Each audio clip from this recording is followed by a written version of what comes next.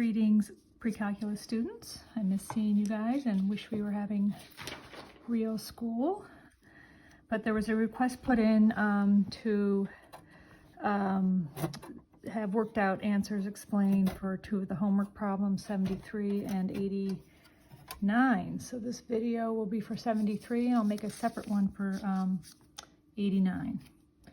So 73 on your homework said to find the cube roots of the number 8 times cosine 2 pi over 3 plus I sine pi over 3.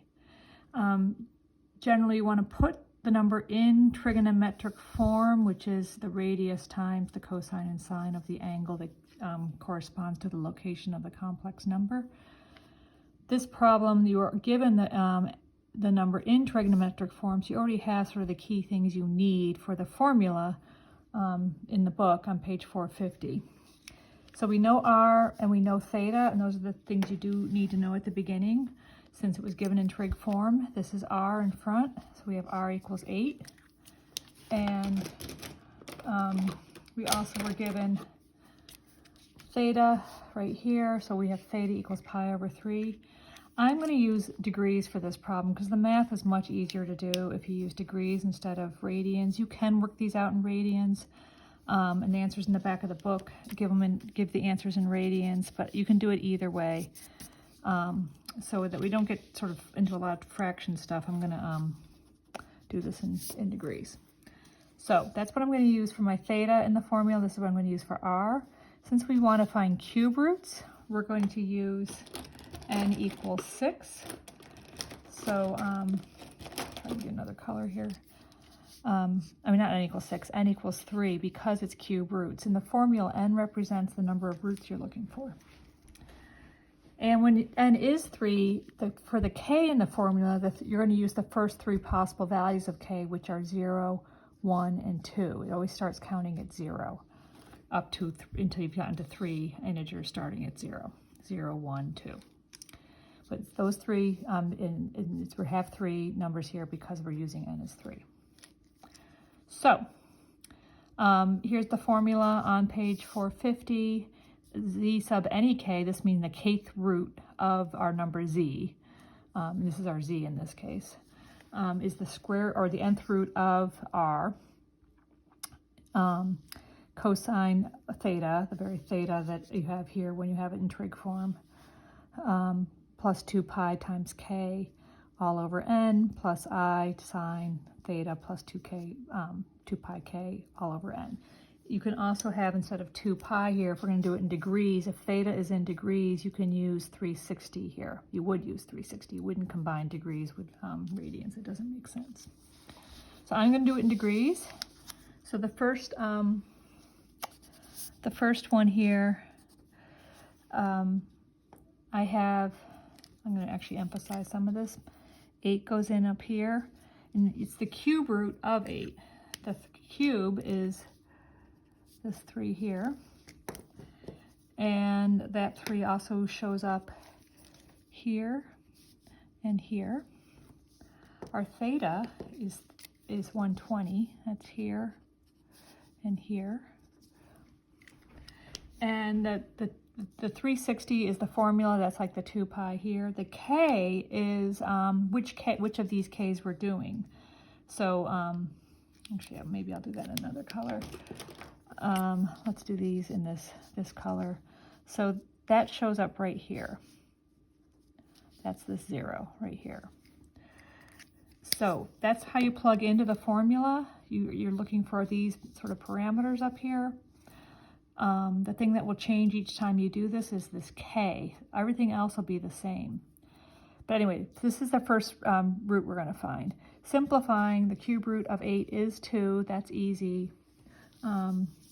Cosine, this whole thing is cosine of 120 plus 360 times 0 over 3. That's 120 in the numerator because 360 times 0 is 0. So I have 120 over 3. Same thing over here, 120 over 3. That simplifies to cosine 40 and sine 40. And you have the I sticking with the sine here.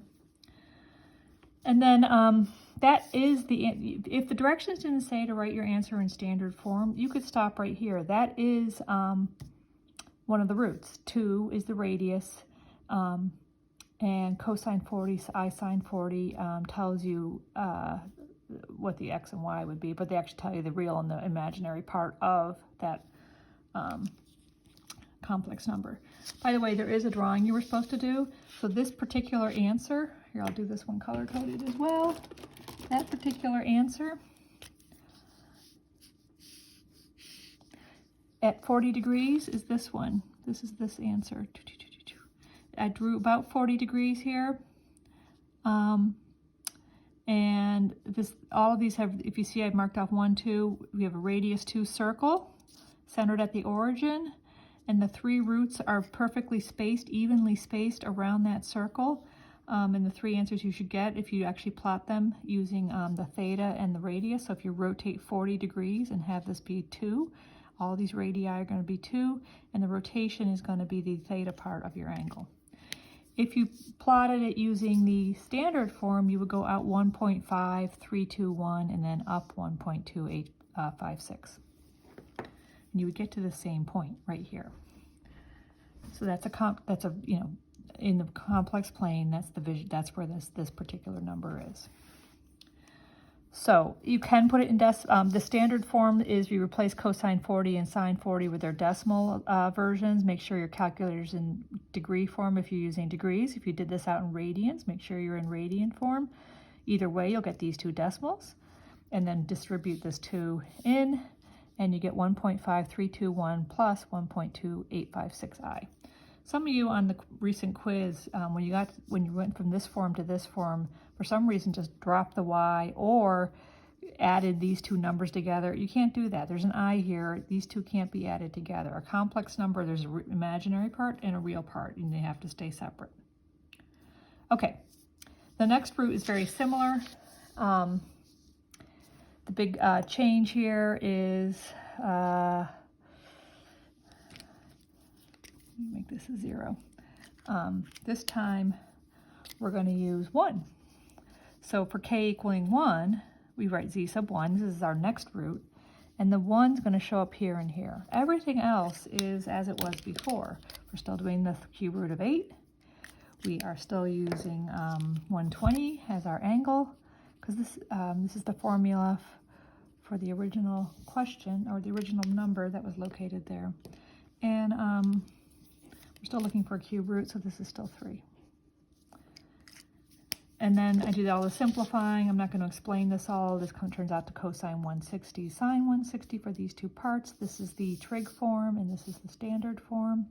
That particular answer is, do this one in pink. That answer is right here. That's rotating 160 and with a radius of 2. There's only one point that has those 2 features, rotating 160 with a radius of 2. And it's that point right there. Finally, this last one, we're going to put in the 3's the same, the 120's the same, 8's the same. The only thing that changed was we were finding yet another root. So we're calling this one z sub 2 because it's not going to be the same as z sub 0 and z sub 1. So now we're letting k be 2, and we're going to put in 2 here. What this is doing is taking 2 extra rotations around and adding those to 120, then dividing by 3. That's going to get a 3rd angle location, which is 280 if you simplify. And cube root of 8 is 2. So we get the final answer here. Do this one in yellow. I don't know if this will show up. That one is right here. And if you do your angles carefully, 280 is a little bit, about 10 degrees past 270, which is straight down here. So they should look roughly evenly spaced, and they should look like they're all in the same circle with radius 2 centered at the origin. So that's how you do that problem.